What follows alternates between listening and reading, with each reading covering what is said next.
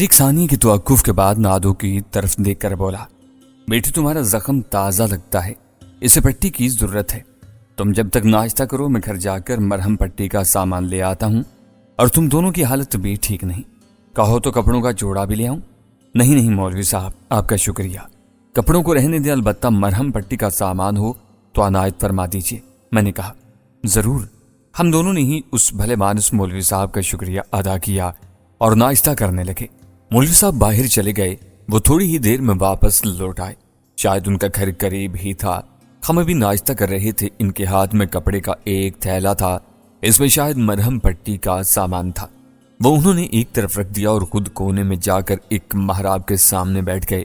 وہاں جائے نماز بچھی تھی، ایک طرف جزدان بھی رکھا تھا، اوپر تاکچہ تھا اور ایک چوبی تختہ نصب تھا، وہاں شاید کچھ سپارے اور ایک پوش میں لپٹا قرآن مجید تھا۔ مولوی صاحب نے ذرا اونچا ہو کر وہاں 2 اگربتیاں لگا دی تھیں۔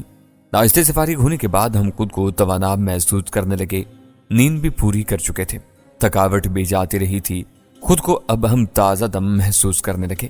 اس کے بعد انہوں نے تھیلے میں سے کچھ دوائیں نکال لیں، میری مدد سے انہوں نے نادو کی پیشانی کی پٹی کھولی، اس کے بعد ایک پلاسٹک کی ڈبیا سے کوئی مرہم نکالا، وہ زخم میں بھرا اور پٹی کر دی، ساتھ ہی کوئی 2-3 دوائیں بھی ایک گلاس میں کھول کر پلا دی۔ نادو اب کافی بہتر ہو گئی تھی۔ کیا تمہاری منزل اور آگے ہے یا ادھر ہی کسی سے ملنے آئے ہو؟ مولوی صاحب ہمیں ناشتے سے فارغ ہوتا پا کر ہمارے قریب آ گئے۔ جی ہاں مولوی صاحب، سب سے پہلے تو آپ کا بے حد شکریہ، آپ نے ہمارے لیے اتنی زحمت کی۔ میں نے کہا کس بات کا برخوردار؟ وہ نہایت شفقت سے مسکرا کر بولے، انسان کی اتنی اوقات کہاں کہ کسی کو ایک نوالہ تک دے سکے، یہ سب اس پاک پروردگار کی عطا کردہ توفیق ہے جس کے سہارے یہ کل کائنات چل رہی ہے۔ بے شک، سبحان اللہ، میرے منہ سے بے اختیار نکلا۔ میرا نام مولوی عبد الرحمن ہے، میں اس مسجد کا پیش امام ہوں، پاس ہی میرا گھر ہے، تم دونوں میاں بیوی خوش آئے تھے۔ مولوی صاحب نے اپنے بارے میں بتاتے ہوئے ہم سے بھی پوچھ لیا تھا۔ مجھے ذرا جھجک ہوئی، میں نے کتنکیوں سے نادو کی طرف دیکھا، تبھی ہی مولوی صاحب مجھے جھجکتا دیکھ کر نرم آواز میں بولے، میں کسی کو خواہ آزمائش میں نہیں ڈالا کرتا، کوئی بات نہیں، اگر کسی مدد کی ضرورت ہو تو بتا دو مجھے۔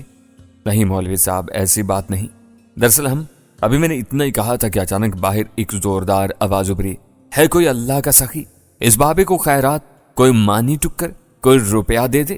میں اپنی بات ادھوری چھوڑ کر مولوی صاحب کا چہرہ تکنے لگا تو وہ مسکرا کر بولے، ٹھہرو ذرا، میں پہلے اس بابے بجلی کو کچھ دے آؤں۔ مولوی عبد الرحمن جیسے میری اور نادو کی سماعتوں میں ایک دھماکہ کر کے اٹھ کر باہر چل دکھے۔ بجلی؟ نادو نے میری طرف دیکھ کر کہا، اور یہ نام سنتے ہی جیسے میرے اندر یکدم ایک زبردست قسم کی دھکڑ پکڑ شروع ہو گئی۔ میں جلدی سے اٹھا اور کوٹڑی سے باہر کو لپکا۔ مولوی عبد الرحمن مسجد کے دروازے سے باہر نکل چکے تھے۔ نادو بھی میرے عقب میں چلی آئی اور میرے ساتھ ہی مسجد کے دروازے پر آن کھڑی ہوئی۔ میں نے باہر دیکھا اور چونک پڑا، دھک دھک کرتے دل سے میں سامنے کا منظر دیکھ رہا تھا۔ مولوی عبد الرحمن ہمارے ناشتے کے خالی برتن اٹھائے ہوئے تھے، اور جو کچھ ہمارا بچا کچا تھا وہ اس بابے کے 3 پہیوں والے چوبی ریڑے کے ہتھے سے جھولتے ہوئے بوسیدہ تھیلے میں ڈال رہے تھے۔ خود بابا ریڑے پر براجمان تھا، اس کی حیث قضائی بظاہر قابل رحم نظر آتی تھی، یوں تو وہ کسی بھینسی کی طرح پلا ہوا دکھائی دے رہا تھا۔ اس میں میلا جیکٹ سا لمبا کرتا اور نیچے دھوتی باندھی ہوئی تھی، ایک ہاتھ اس کا غائب نظر آ رہا تھا اور اس کی جگہ خالی آستین جھول رہی تھی۔ دایاں پاؤں بھی مڑا ہوا تھا، سرگنجا تھا، چہرہ گول اور سپاٹ سا تھا، بدن پورا کالا تھا، بڑی بڑی آنکھوں میں وحشتیں ہلکورے لے رہی تھیں، اس کے گلے میں رنگین منکوں کی مالائیں تھیں، ایک کان میں مندرا تھا، سر پر ملنگوں والی رنگین ٹوپی نظر آ رہی تھی، گود میں بڑا سا کچکول دھرا پڑا تھا، عمر بھی کوئی 50-55 ہوگی۔ اس کی 3 پہیوں والی ہاتھ گاڑی کو ایک جوان لڑکی تھامے کھڑی تھی، اس کی بھی حالت قسم پرسی اور غربت کی تفسیر پیش کر رہی تھی۔ بوسیدہ تھیلے میں بچا کچا کھانا ڈالنے کے بعد مولوی عبد الرحمن اپنی قمیض کی جیب سے 1 روپے کا نوٹ بھی جوان لڑکی کو تھمانے لگا تو اچانک قریب سے گزرتے ایک جوان مرد نے دور ہی سے ہانک لگائی۔ تخاطب مولوی صاحب ہی تھے۔ ارے مولوی صاحب، یہ بدبخت تو پیشہ ور گداگر ہیں، یہ کب خیرات کے مستحق ہیں، دفع کریں انہیں۔ ریڑے پر بیٹھے اور اس نوجوان لڑکی پر تو اس لان کا کوئی اثر نہیں ہوا، یوں جیسے وہ ڈھیٹ ہو چکے ہوں۔ البتہ مولوی صاحب مسکرا کر اس راہگیر سے بولے، بھائی کون مستحق ہے کون نہیں یہ تو اللہ ہی جانتا ہے، مگر وہ سب کو دیتا ہے، کوئی مستحق ہو یا نہ ہو، بس یہ سب آزمائش ہے۔ وہ آدمی سر دھنتا ہوا آگے بڑھ گیا इसी वक्त बिजली नामी उस बाबे फकीर की निगाह हम पर पड़ी, लेकिन नहीं, वो बगौर नादो को तके जा रहा था। मुझे उसकी बड़ी बड़ी उबली हुई आंखों की वहशत एक जरा सवा होती हुई महसूस हुई। हे बीबी, अल्लाह के नाम पर तू भी कुछ दे दे गरीब बाबे को, अल्लाह तेरा भला करेगा। उसने वहीं से हाँक लगा दी। नादो अंदर हो गई और मुझे भी अपनी तरफ खींच लिया। क्या यही वो बिजली तो नहीं जिसके बारे में इस मोए मॉर्गन ने हमें बताया था? पता नहीं, या शायद यही है। मैं उलझ सा गया। यही होगा, मेरा दिल कहता है वो बदबख्त यही होगा जिसके कब्जे में नाहंजार गौरगन ने चंद टकों की खातिर फौजिया को दे दिया होगा। लेकिन वो तो कह रहा था कि बिजली एक इफरीत है, एक बला है। तो भी झल्ला है। ऐसे लोग एक बला एक इफरीत ही तो होते हैं। देखता नहीं इसकी सूरत? यह फकीर कम और बदमाश ज्यादा नजर आता है। कैसे मुझे दूर ही से ताड़ने वाली नजरों से घूर रहा था। वो तो मैं भी समझ रहा हूं कि गोरगन ने यह मिसाल के तौर पर कहा होगा, मगर मैं कुछ कहते कहते रुक गया तो नादो मुझे जल्दी से बाजू से पकड़कर अंदर खींच लाई। सुन मेरी बात गौर से। वो अंदर कोठरी में आकर मुझसे राजदाराना लहजे में बोली। इसका हसीन चेहरा एक अजीब से जोश तले मजीद सुर्ख और अजीब बहार दिखाने लगा था। अब यहां से निकलने की कर, और खबरदार मौलवी साहब को कुछ मत बताना। इस जगह पर तो हम मौलवी साहब से मसलहतन झूठ भी नहीं बोल सकते। हमें खामोशी से इस मोटे फकीर का पीछा करना पड़ेगा। मुझे यकीन है बिजली यही है जिसका जिक्र गोरगन ने किया था। ये कोई इतना बड़ा शहर या देहात नहीं है, एक छोटी सी भट्टा मजदूरों की बस्ती है, इसलिए यही बिजली हमारा शिकार होगा। मुझे तेरी बात से पूरा इत्तिफाक है, मैंने भी मजबूत लहजे और जोश से कहा। इतने में मौलवी साहब आ गए और हम इनसे इजाजत लेकर मस्जिद से बाहर आ गए। इनका हम तहे दिल से शुक्रिया अदा करना नहीं भूले थे। हमारा स्कूटर मस्जिद की दीवार से टिका खड़ा था। पेट्रोल इसमें थोड़ा ही बाकी बचा था। मौलवी साहब ने बता दिया था कि इधर एक मोटर मैकेनिक की दुकान ऐसी है जहां हमें पेट्रोल थोड़ा महंगा से ही मगर मिल जाएगा, लेकिन अभी हमारे पास वक्त नहीं था। जितना पेट्रोल था स्कूटर में इससे काम चला रहे थे। हम तेजी से आगे बढ़ते जा रहे थे और फिर हमने जल्दी इस रेड़े सवार फकीर को जा लिया। वो हमसे आगे आगे जा रहा था और अब दुकानों वाली गली में मुड़ रहा था। नादो ने मुझे स्कूटर रोक लेने का कहा। मुझे रोका क्यों? मैं अभी उसके हाथ पांव तोड़कर उससे फौजिया के बारे में उगलवाने लगा था। मैंने नादो से कहा। मेरे रूए रूए में जोशे गायज भर गया था। इतना उतावला ना हो, नादो मुझे समझाते हुए बोली। इसके तू क्या हाथ पांव तोड़ेगा? वो पहले ही मुंडा टुंडा नजर आ रहा है और इतनी आसानी से उगलने वाला भी नहीं। तो फिर क्या करें? छोड़ दें इसे? सुन, मेरे जहन में इन जैसे मक्कार लोगों से निमटने की एक तजवीज आई है। मैं गौर से उसकी बात सुनने लगा। हम इससे ऐसा खेल खेलेंगे जैसा कि वो चाहता है, यानी ये तो मुझ पर छोड़ दे, ले सुन अब। कहते हुए उसने धीरे धीरे नीची आवाज में मुझे सारी मंसूबाबंदी बता डाली। मैं उसकी जहानत का तो पहले ही मोतरिफ था, अब तो और मोतकिद होने लगा। हमने सबसे पहले मैकेनिक के पास जाकर एक बोतल जो 1.5 लीटर की थी स्कूटर में पेट्रोल डलवाया। इसके बाद फकीर के साथ साथ लगे रहे। बस्ती के लोग हम पर एक नजर डालते और आगे बढ़ जाते। सब लोगों को अपने पेट का जहन्नुम भरने की फिक्र थी। कोई किसी काम से निकला भागा जा रहा था तो कोई किसी काम से। दोपहर हो गई। हमें पुलिस और दुश्मनों का भी डर था। हमारी कोशिश यही थी कि हम एक जगह बैठ जाते, मगर हमें इस फकीर बिजली का पीछा नहीं छोड़ना था। बहरहाल दोपहर होते ही उसने वापसी का रुख किया और मैंने देखा कि बस्ती की जनूबी सिमत जिधर उजाड़ और कदरे वीराना फैला हुआ था, इस तरफ को वो चला। उसकी लड़की अब तेज तेज कदमों से रेड़ा खींचे जा रही थी। वही कच्चा रास्ता था, हमारा असल काम शुरू होने वाला था। बकौल नादो के ये बिजली फकीर अब इस जगह का रुख किए हुआ था जिधर यकीनन इस जैसे और लोग आबाद होंगे। ये लोग बंजारों की तरह झोपड़ों में रहते थे। जब मैंने देखा कि आसपास और कोई जी नफ्स मौजूद नहीं और ये कि अब वीरान इलाका शुरू हो गया है, तो मैंने स्कूटर उसके करीब ले जाकर रोक दिया। लड़की ने भी रेड़ा रोक दिया था। बिजली फकीर चौंक कर हमें घूरने लगा, फिर दूसरे ही लम्हे अपने मकरू चेहरे पर अजली बेचारगी समोते हुए लगा खैरात मांगने। इसने कशकोल आगे बढ़ा दिया। अल्लाह के नाम पर बाबा, इस गरीब मोहताज को कुछ दे दे। मैं स्कूटर से उतर आया। नादो भी उतर आई थी। प्लानिंग के मुताबिक नादो एक डरी सहमी लड़की का रोल प्ले करने लगी और मैं एक सख्त गिर आदमी की तरह उससे दुरुस्ती से तहकमाना बोला, खबरदार इधर से हिलने की भी कोशिश मत करना, समझी तू? नादो बदस्तूर खौफजदा नजर आने की कोशिश में लगी रही। ये रोल प्ले करते हुए मैंने दुस्तीदा नजरों से बिजली फकीर की तरफ भी देखा। हस्बे तवक्का उसके मकरूज चेहरे पर बेचारगी की जगह अचानक एक मानी खेज चमक उभर आई। मैंने देखा उसका रेड़ा खींचने वाली जवान लड़की भी मुझे खास निगाहों से घूरने लगी थी। उसकी उम्र का अंदाजा मुझे कमोबेश 20-22 के लगभग ही हुआ था। वो सांवली मगर अच्छे नकूश की मालिक थी। हाँ भाई, کیا حال ہے تیرا؟ بجلی تو ہی ہے نا؟ ہاں میں ہی تو بجلی فقیر ہوں، سبھی مجھے جانتے ہیں، وہ میری طرف دیکھ کر بولا۔ میں دانستہ گردن موڑ کر دوسری جانب منہ کیے کھڑی نادو کی طرف دیکھا اور بجلی کی جانب گردن دوبارہ موڑی تو وہ بھی اسی طرف گھورے جا رہا تھا۔ مجھے یہاں اٹا والی بستی میں مراد نے بھیجا ہے تیرے پاس، میں نے لہجے کو رازدارانہ اور دھیما بناتے ہوئے اس سے کہا کہ کون مراد؟ بجلی حوانت سب بن گیا، لیکن میں اس کے مکروہ چہرے سے اور ابلتی ہوئی وحشت انگیز آنکھوں میں منحوس چمک کو تاڑ چکا تھا۔ چل اب آئٹم چھوڑ، مراد کون؟ وہی پھلا وسطی کا گورگن مرادا جس کی آنکھیں پیلی ہیں۔ وہ مکار تھا مگر جان بوجھ کر سوچتا بن گیا، تبھی میں نے بھی پینترا بدلا۔ اچھا ٹھیک ہے، پھر تو اپنے راستے تو میں اپنے راستے، ایک شکار کا سودا کرنے بھیجا تھا تیرے پاس، نہیں تو نہ صحیح، کہتے ہوئے میں پلٹنے لگا تو یکدم اس نے پکارا، ارے بھائی ٹھہر تو جا، پہچان گیا، ادھر آ۔ میں پھر اس کی جانب مڑا۔ ہاں بول، اب کیا لے گا اس کے؟ پر پٹھے پر ہاتھ رکھنے دیتی ہے یا نہیں؟ اور یہ اس کی پیشانی پر زخم کیسا ہے؟ بجلی فقیر اب اداکاری چھوڑ کر سودے بازی پر اتر آیا تھا۔ میں اندر ہی اندر اپنی کامیابی پر جوش اور نادو کی اس ترکیب پر مترف ہوئے جا رہا تھا۔ یہ معمولی زخم ہے، اسکوٹر سے گر گئی تھی سالی، میں نے کہا، پر بات کہیں چل کر آرام سے بیٹھ کر کی جاوے تو زیادہ بہتر ہے۔ باقی پٹھے پٹھے کی بات کر کے سودا سستا کرنے کے مکاری مت کر بجلی، مجھے مرادے نے تیری چالاکیوں کے بارے میں بتا رکھا ہے، اس ہاتھ سودا کر اور اس ہاتھ روانہ کر۔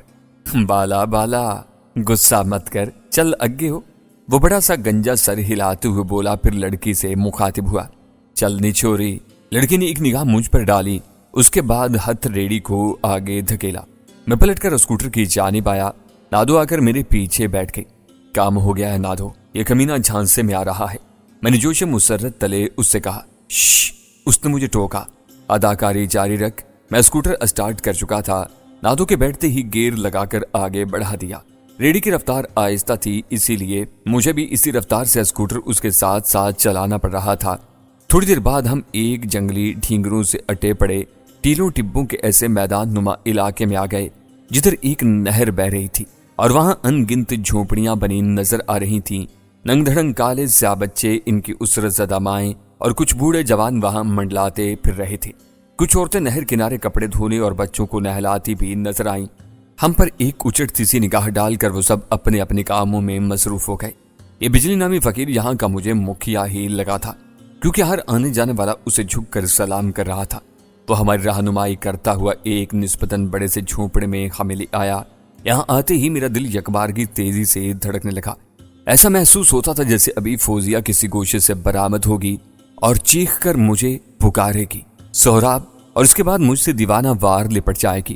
ریڑا رک گیا، لڑکی اندر چلی گئی۔ میں نے بھی اسکوٹر روک دیا اور حسب سابق نادو کو ایک عدد مصنوعی غسیلی اور دھمکی امیز جھڑکی سے بھی نواز دیا۔ میں ریڑے کے پاس آ کر کھڑا ہو گیا، تبھی مجھے ایک جھٹکا لگا۔ تھوڑی دیر پہلے بجلی فقیر جو ایک ٹنڈا منڈا معذور بنا ریڑے پر ادموئے انسان کی طرح قابل رحم حالت میں پڑا تھا، یکدم ہی بھلا چنگا نظر آنے لگا۔ سب سے پہلے اس نے اپنی کالی آستین میں بازو ڈالا جو اس نے نکال کر اپنی پشت کی جانب چھپا رکھا تھا۔ اس کے بعد اپنا مڑا ہوا گھٹنا سیدھا کیا، پھر میری پھٹی پھٹی آنکھوں نے ایک اور منظر دیکھا۔ کچھ ہی منٹوں بعد میرے سامنے کوئی ٹنڈا منڈا نہیں بلکہ ایک پہلوان نما شخص کھڑا تھا۔ اس بدبخت کا قد بھی دراز تھا اور خاصا صحت مند نظر آتا تھا۔ اس جیسے مکار فریبی اور گراڈیل انسان کو دیکھ کر میرے اندر خون کھولنے لگا۔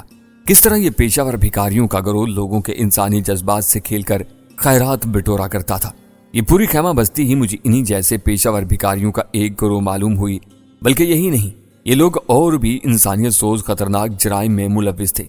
مجھے افسوس ہونے لگا کہ یہاں آنے سے پہلے مجھے کسی ہتھیار کا بندوبست کر لینا چاہیے تھا، اور کچھ نہیں تو ایک عدد چاقو ہی ہوتا۔ نادو بھی بجلی فقیر کو پورے قد کے ساتھ صحت مند حالت میں دیکھ کر بھونچکا سی رہ گئی تھی۔ ایک تشویش امیز خوف کی جھلک اس کے چہرے سے بھی مترشح ہوئی۔ یہ اس کی بہرحال اداکاری نہیں تھی۔ اسی لمحے اندر سے ایک کالی موٹی سی عورت برآمد ہوئی، وہ بھی کوئی کم پہلوان نہیں تھی۔ اس کے ہمراہ ایک دبلا پتلا سا نظر آنے والا جوان آدمی بھی تھا۔ اس کے چہرے پر چیچے کے داغ تھے، چہرہ لومڑی کی طرح لمبوترا، آنکھوں میں بلا کی مکاری اور خود غرضی کے علاوہ بے حسی بھی رقصاں تھی۔ اس نے نیچے لنگی اور اوپر سے کرتا پہن رکھا تھا، آنکھیں نہایت چندی چندی سی تھی۔ وہ بڑے غور سے مجھے اور پھر نادو کو تکے جا رہا تھا۔ اس کے پتلے پتلے ہونٹوں میں تیلا دبا ہوا تھا۔ موٹی سی عورت کے چہرے پر بھی مجھے ایک ازلی منحوسیت ٹپکتی محسوس ہوئی تھی، وہ بھی کبھی مجھے اور کبھی نادو کو گھورنے لگتی۔ یہ بہت خرانٹ لگ رہی تھی۔ ان دونوں مرد عورت کی شکلوں کی مماثلت پر مجھے اندازہ ہوا کہ یہ دونوں بھائی بہن تھے، نیز بجلی فقیر اس عورت کا شوہر ہی تھا۔ اس کے حق میں وہی لڑکی دوبارہ نمودار ہوئی تھی اور مجھے یہ اس کی بیٹی ہی لگی تھی۔ یہ لوگ کون ہیں؟ موٹی عورت نے بجلی سے پوچھا۔ اپنے یہ لوگ ہیں، بجلی عورت سے بولا، پھر عورت کے ساتھ کھڑے دبلے پتلے جوان مرد سے بولا، اوے پھکو، ان دونوں کو پچھواڑے لے جا، میں بھی آتا ہوں۔ اس کا اشارہ ہماری طرف تھا۔ پھکو نامی شریر قامت والا میری طرف دیکھ کر خباثت سے مسکرایا اور اپنے ساتھ آنے کا اشارہ کر دیا۔ میں کہیں نہیں جاؤں گی، مجھے گھر جانا ہے۔ حسب منصوبہ نادو نے اداکاری دکھائی تو میں نے اسے بالوں سے دبوچ لیا اور خونخوار لہجے میں بولا، بدکنا بند کر سالی، ورنہ تجھے سیدھا تھانے لے جا کر پولیس کے حوالے کر دوں گا، سمجھی تو؟ میری دھمکی پر نادو ڈر کے مارے خاموش ہو گئی اور بے چو چرا میرے ساتھ کھولی۔ ہجڑا سا پھکو بل کھاتا لہراتا جھونپڑی کی عقبی سمت ہمیں لے آیا۔ یہاں بھی ایک تنگ چوکھٹ والا دروازہ تھا جس پر میلا جیکٹ ٹاٹ جھول رہا تھا۔ اس نے وہ دروازہ کھولا اور ہمیں اندر لے آیا۔ اندر کی فضا بڑی تنگ و تاریک اور گھٹن ابیز محسوس ہوئی، یا پھر شاید یہ بیٹھک نما سی جگہ ہی اتنی تھی۔ پھکو نے جلدی سے اس کی کھڑکیاں کھولی تو روشنی کا یارہ ہوا۔ ایک ہی شلنگا سی چارپائی بچھی ہوئی تھی، فرش کچا اور ناہموار تھا، پانی کا گھڑا 2 اینٹوں پر رکھا گیا تھا۔ عجیب کثیف فضا تھی۔ ایک تنگ سا دروازہ جھونپڑے کے شاید اندرونی گوشے میں کھلتا تھا۔ تم بیٹھو، میں کچھ کھانے پینے کو لاتا ہوں، پھکو لہراتا بل کھاتا ہوا بولا تو میں نے کہا، کسی چیز کی ضرورت نہیں، بجلی کو بلاؤ، میں زیادہ دیر نہیں رک سکتا، میں نے کہا۔ آئے ہائے، ایسے بھی کیا جلدی ہے، ذرا بیٹھو تو صحیح، پھکو مخصوص لہجے میں 2 ہاتھ کی تالی بجا کر بولا۔ وہ بار بار نادو کو گھورے جا رہا تھا۔ اس نے چارپائی کی جانب اشارہ کیا۔ اس کے سامنے ایک سرکنڈوں کا سال خوردہ سا موہڑا بھی دھرا پڑا تھا، تاہم وہ رکا نہیں اور ابھی جھک کر اندرونی گوشے میں کھلنے والے دروازے کو پار کرنے ہی لگا تھا کہ اسی وقت دونوں طرف سے ہائے کی زوردار آواز برآمد ہوئی۔ پتہ چلا کہ دوسری جانب سے بھی کوئی اسی وقت سر جھکائے اندر داخل ہونے کی کوشش میں تھا کہ دونوں کے سر آپس میں ٹکرا گئے۔ منحوس مارا، ایک طرف ہو، یہ موٹی عورت کی غسیلی آواز تھی۔ پھکو چلایا، ہائے دیدی، تو مجھے کیا پتا تھا کہ تو بھی ادھر ہی آتی پڑی تھی۔ وہ چلا گیا اور وہی موٹی عورت اندر آ گئی۔ اس کے پیچھے بجلی فقیر بھی آ گیا تھا۔ میں ابھی تک کھڑا ہوا تھا، نادو بھی دانستہ ایک کونے میں سہمی ہوئی کھڑی ہو گئی۔ بیٹھ جانا، کھڑا کیوں ہے تو؟ اور اس چھوری کو بھی بٹھا دے، بجلی مجھ سے بولا۔ نہیں، میں ایسے ہی ٹھیک ہوں، میں نے کہا، تاہم میں نے نادو کو تحکمانہ بیٹھنے کا کہا۔ وہ چارپائی کی پائنتی پر سکڑ سمٹ کر ٹک کر بیٹھ گئی۔ یہ میری جنانی ہے، جنی مائی، بجلی فقیر نے موٹی کالی عورت کے بارے میں بتایا۔ اب ذرا تو اپنے بارے میں بھی تو بتا کچھ۔ بجلی موڑے پر بیٹھ گیا۔ ذرا ہی دیر میں وہی لڑکی ہاتھ میں کوئی بڑا سا برتن لیے نمودار ہوئی جو مجھے ان کی بیٹی ہی لگ رہی تھی۔ اس کے پیچھے پھکو دوبارہ نمودار ہوا۔